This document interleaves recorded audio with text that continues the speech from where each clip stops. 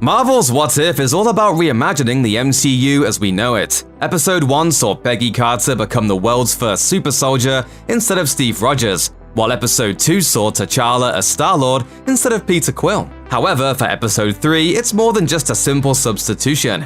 The story revolves around the Avengers and Nick Fury's quest to bring the group together.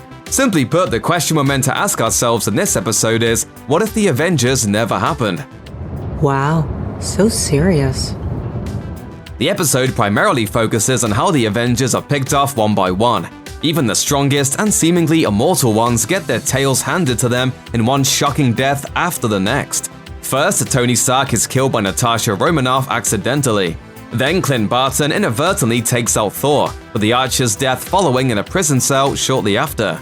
The Hulk is next to meet his end in a rather gruesome death, and sadly we say goodbye to Natasha again as she's the last of the group to bite the bullet. For most of the episode, we wonder who is the person behind these attacks, and while they weren't exactly hiding in plain sight, they were right in front of us the whole time.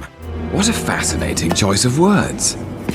Natasha figures out the mysterious killer after logging into some SHIELD files at a public library.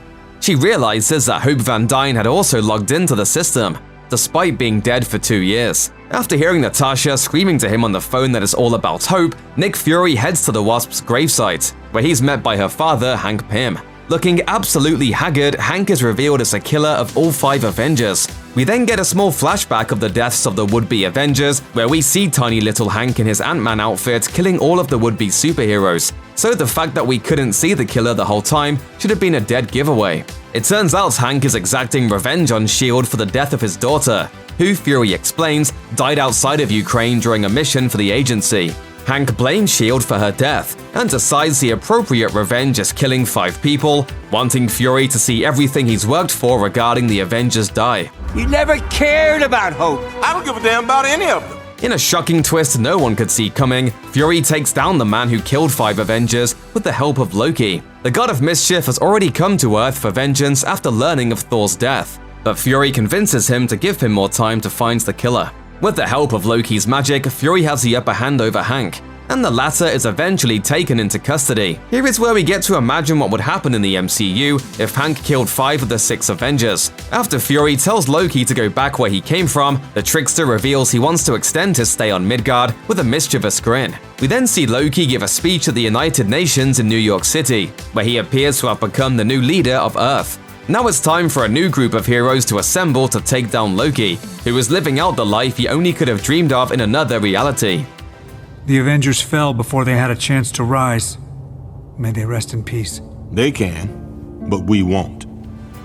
As you watch the episode and the poor Avengers get picked off one by one, you might wonder where Captain America was. Well, he was still doing time as a capsicle under the ice. Fury also puts a call out on his favorite pager while dusting the snow off of Cap's frozen shield. At the end of the episode, Captain Marvel pops in, ready for battle.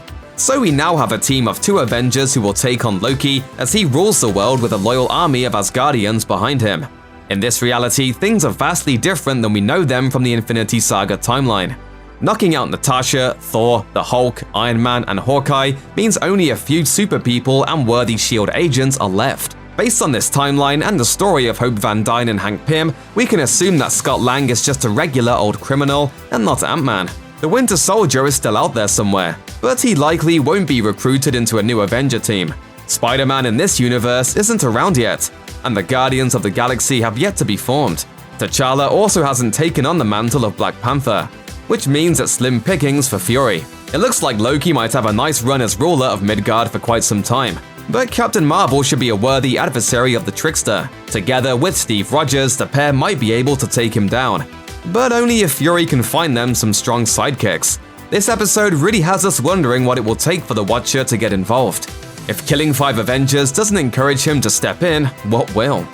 Check out one of our newest videos right here, plus even more Looper videos about the Marvel Cinematic Universe are coming soon. Subscribe to our YouTube channel and hit the bell so you don't miss a single one.